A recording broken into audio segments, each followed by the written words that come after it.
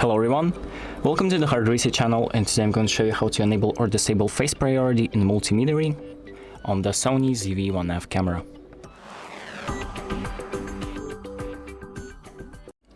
So the first thing that we're going to do is open up the settings by pressing the menu button.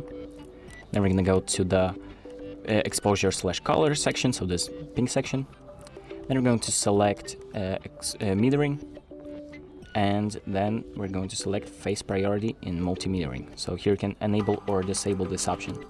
And what this option basically does is, I'm going to read it for you, measures the brightness while giving priority to a person's face when the metering mode is multi.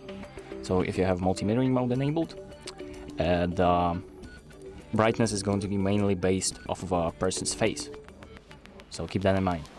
And once you've enabled or disabled this option, you can exit out the settings and your options will be saved automatically.